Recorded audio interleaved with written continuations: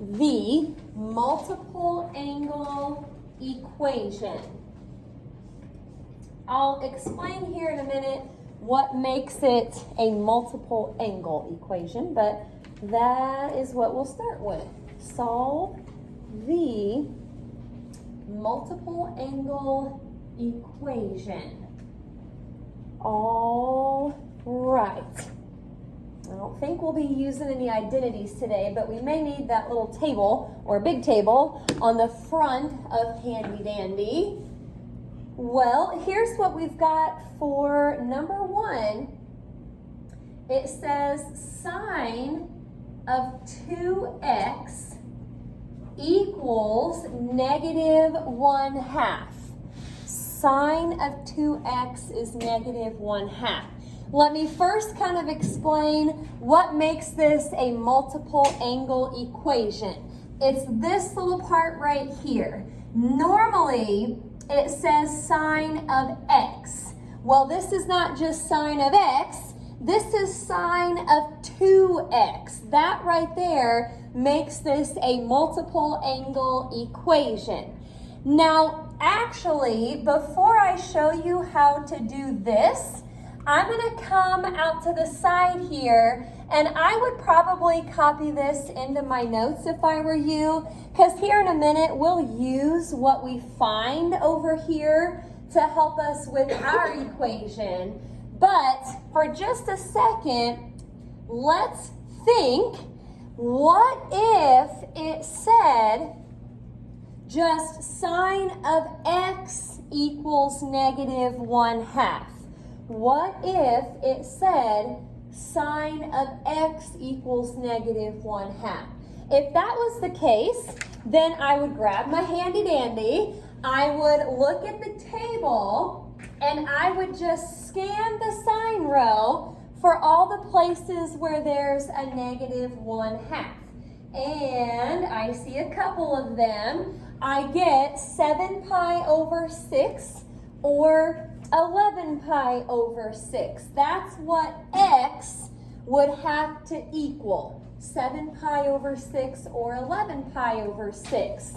Now here's what we'll do for our equation. We don't just want x to equal 7 pi over 6 or 11 pi over 6. We want 2x to equal 7 pi over 6 or 11 pi over 6. So what I'm going to do here to actually solve for x, this is not really what x is going to be. This is what it would be if it was just sine of x. But for us, it's sine of 2x. We want 2x to equal either of those. So under this, I'm just going to kind of break this apart. I'm going to set 2x equal to 7 pi over 6. And I'm also going to set 2x equal to 11 pi over 6. And from here, I should be able to figure out what my x is. This is not really our x up here, but it helped us get our x. So thinking about just solving a normal equation, if your variable is being multiplied by something, you would want to divide by that something to get rid of it. Now, dividing by 2, this looks kind of strange right there, but dividing by 2 is the same as multiplying by 1/2. It's almost like the keep, change, flip that we do. Change it to multiplication, flip the 2, so it's a 1/2. And now that I have it like this, I'm just going to go across the top and across the bottom. So that would give me a 7 pi over 12. 7 pi times 1 is 7 pi. 6 times 2 is 12. That's one of our x's. Now coming over to this side, I'll do kind of the same thing. Divide by 2. Looks weird, but I'm going to change it to multiplying by a half. So 11 pi over 12, that will be our other x. So basically, you kind of ignore the fact that it's a multiple angle equation to start with. Pretend like it was a normal one. Find the x's on handy dandy, but then set what you have over here equal to whatever you get off of handy dandy, and then just solve. Okie dokie. Any questions on that one? Multiple angle. All right. Let's try a little more. Number 2. It's not just cotangent of x. It's cotangent of x over 3 equals 1. X over 3 is kind of like 1/3 x, so that's kind of the multiple part, 1/3 x or x over 3. But the point is, it's not just x. So that makes it a multiple angle equation. We're going to pretend for just a second that it said cotangent of x equals 1. What if it said cotangent of x equals 1? Well, there would be 2 places off handy dandy where cotangent of x is 1, and that is pi over 4 or 5 pi over 4. Okay, that's fine if it was just x, but we want x over 3 to equal those numbers. So this looks a little bit different with the fraction, but I'm going to do it the same way. As far as breaking this apart, I'll set x over 3 equal to pi over 4, and then x over 3 equal to 5 pi over 4.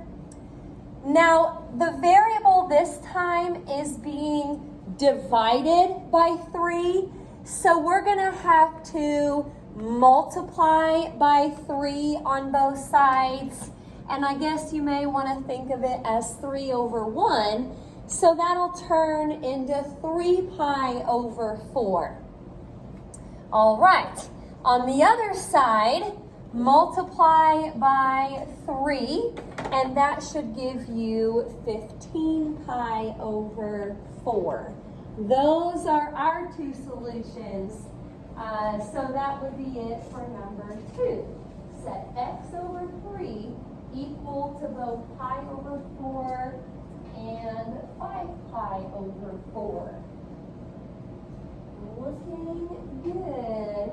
I think I just have maybe a couple more that we'll try here. Like I said, these are usually easier than yesterday's stuff, just mainly because there's no identities or factoring.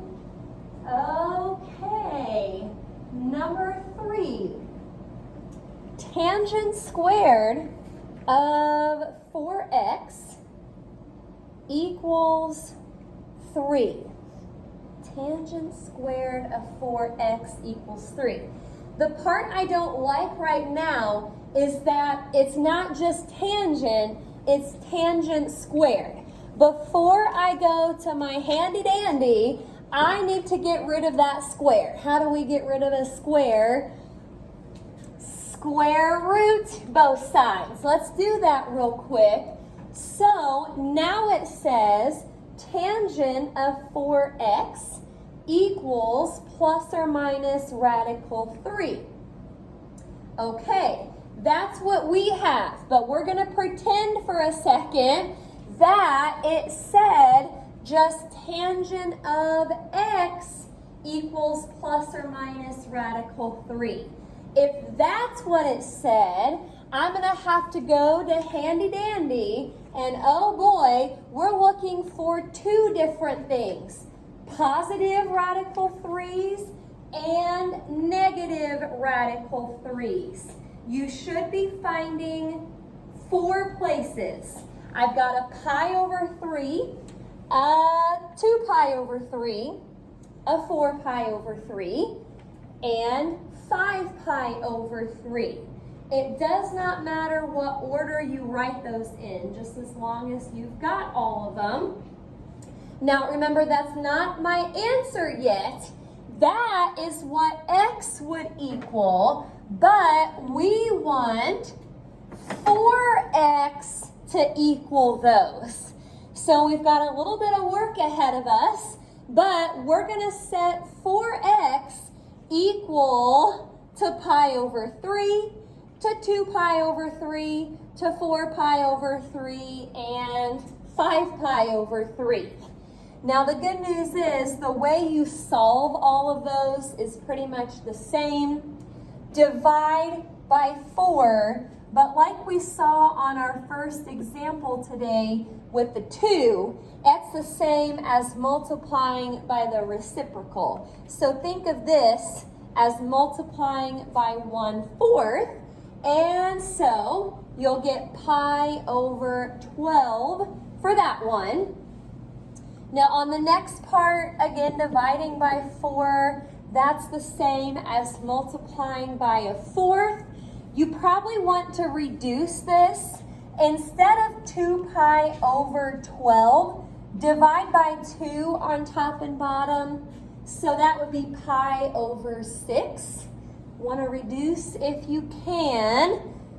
Alrighty, dividing by 4 over here, I'm actually going to just cross those 4's out, and that just turns into pi over 3. Finally, last one, dividing by 4, you can't reduce this one. That'll just be 5 pi over 12. Okie doke. So a square, if it gives you a square to start with, but you see that it's not just x, it's a multiple angle, 4x, 2x, x over 3, something like that. You'll want to get rid of the square before you can look anything up on Handy Dandy. Any questions about that one? All right, well, I think we've got just one more problem here. So, last one, stop me if you have any questions. Number 4. 2 cosine squared of x over 2 equals 1. All right, I see the square, and I'm thinking about the last problem, how we square rooted both sides. But I don't want to get too far ahead of myself here. I will eventually want to square root, but there's this 2 out front that's kind of causing some problems. So let's just divide both sides by 2 first before we square root. It's like an equation where, I don't know, maybe you've got 2x squared equal to 4. You don't really want to square root that until you get rid of the 2. Once the square part is by itself, that's when you square root. So same idea with trig functions. Get the squared part by itself first. Now, square rooting on something like this, we're probably going to have to do some simplifying. Square root of 1 is 1, but square root of 2 kind of has to stay the way it is. Let's rationalize that. So radical 2 over 2, don't forget the plus or minus. Plus or minuses are always important, but really important with these equations. If you don't have it, you might not be finding all of the solutions. So for the first part here, I'm just going to look and see where cosine is either positive radical 2 over 2 or negative, and I think there's 4 places here. I'm going to list them out real quick. I see pi over 4, 3 pi over 4, 5 pi over 4, and 7 pi over 4. But that's not my answer yet. That's what x needs to equal. We want x over 2 to equal all of those. So here goes nothing. X over 2 equals pi over 4. X over 2 equals 3 pi over 4. X over 2 equals 5 pi over 4. And finally, x over 2 equals 7 pi over 4. All right, we got our work cut out for us. For solving these, all of them, x is being divided by 2, so we need to multiply by 2. Now, 2 pi over 4, you'll want to divide by 2 on top and bottom, so that'll actually just be a pi over 2. Okie doke. Second part, we're going to multiply by 2, and I don't know, 6 pi over 4, we're going to divide by 2 again to get 3 pi over 2. Alrighty, a lot of reducing on this one. 10 pi over 4 reduces to 5 pi over 2. And finally, 14 pi over 4, divide by 2 on top and bottom. That'll give you 7 pi over 2. Okie doke. It's kind of easy on these to forget to do this bottom part here, especially on something like that where you have a little bit of work just to get the trig function part by itself. Sometimes we get to here and we stop because you kind of feel like you're done. But don't forget there are multiple angles. You'll have to kind of break each one of those apart. Alrighty, any questions about those? We're back in the book today, no worksheet. So I'll put T39 up here. I do want to point out that the book, again, kind of writes their answers weird in the back, so you may not be able to check the odds too well. I'll read all of them tomorrow so you can check, but just a heads up, answers in the back will look different.